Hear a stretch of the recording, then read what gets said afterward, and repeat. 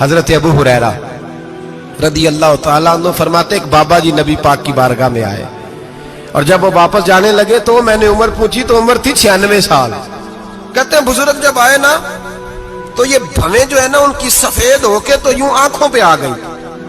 بڑی چھڑی بابا جی نے پکڑی ہوئی اور دونوں ہاتھ پکڑ کے نا چھڑی کے اوپر جھکے ہوئے ہیں ایک جانب. قربان جاؤں. کہتے ہیں جب وہ بزرگ مسجد میں داخل ہوئے تو میرے رسول نے کھڑے ہو کے استقبال فرمایا, کھڑے ہو, اور نبی کریم صلی اللہ علیہ وسلم نے آگے بڑھ کے بابا جی کو بازو سے پکڑا اور بٹھایا. حضور بیٹھ گئے. کہا بزرگوں کیسے آئے ہو؟ تو کہتے ہیں وہ بابا جی بات کرتے تو آنکھ کھول کے پہلے حضور کا چہرہ دیکھتے, پھر وہ بات کرتے تو ان کے لب و لہجے کے اندر بڑی پریشانی, بڑی تکلیف, بڑی مایوسی. عرض کرنے لگے یا رسول اللہ, حضور زندگی ساری گناہوں میں بیت گئی ہے, حضور غلطیاں ہی غلطیاں, یاد ماضی عذاب ہے, یا رب چھین لے مجھ سے حافظہ میرا. اے اللہ کے رسول بڑی لمبی فہرست ہے, پاپ ہی پاپ ہے, کالے سیاہ دفتر ہے.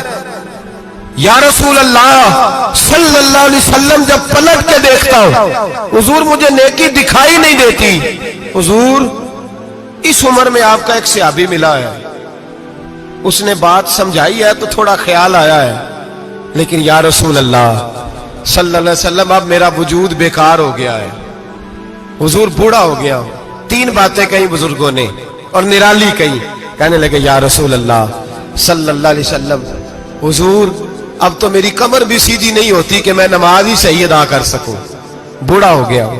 یا رسول اللہ صلی اللہ علیہ وسلم اب میرے اندر طاقت نہیں کہ میں محنت مزدوری کر کے صدقے اور خیرات دے سکوں. یا رسول اللہ صلی اللہ علیہ وسلم اب میں تلوار لے کے جہاد بھی نہیں کر سکتا. حضور نہ میں لمبی نمازیں پڑھ سکتا ہوں, آقا نہ میں صدقات و خیرات دے سکتا ہوں, محبوبہ نہ میں دین کے لیے کوئی جہاد کر سکتا ہوں. بیکار وجود ہے, بیکار. بیکار وجود کو تو گھر والے برداشت نہیں کرتے, بچے دعا کرتے ہیں یا اللہ ابا جی کو پردہ دے دے, اماں کو پردہ دے دے. بیکار ہو گیا ہوں اور آج آیا ہوں تو مجھ بیکار کو میرا رب قبول کر لے گا. آج کلمہ پڑھوں تو بیکار ہوں, کسی کام کا نہیں, نہ نماز نہ صدقات نہ جہاد, قبول کر لے گا. حضرت ابو ہریرہ فرماتے ہیں جیسے برسات میں بارش کی جھڑی لگتی ہے, یوں مصطفیٰ کی آنکھوں سے جھڑی لگ گئی. حضور کھل کے روئے, کھل کے. اور میرے حبیب پاک نے فرمایا بزرگوں بڑے مجاہد ہیں, دین کے لیے جہاد کرنے والے بڑے ہیں, رب کریم کو آپ کی تلوار کی اتنی حاجت نہیں. اور فرمایا اس کے خزانے کوئی خالی تو نہیں کہ آپ ہی گویا صدقہ دیں گے تو بھرے جائیں گے.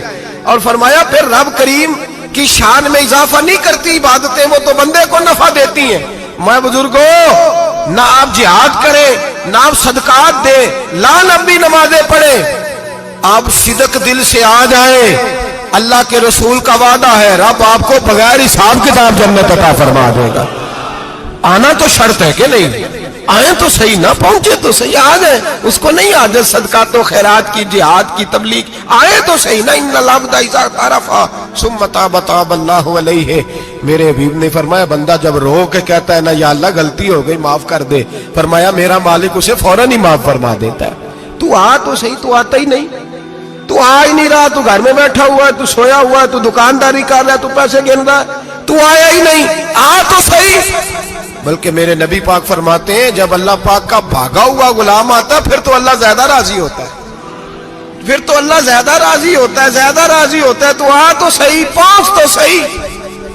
بلکہ صوفیات اور بات کرتے ہیں, وہ کہتے ہیں تو کبھی بھول کے بھی رب رب کرے تو اللہ تو اسے بھی قبول کر لیتا ہے.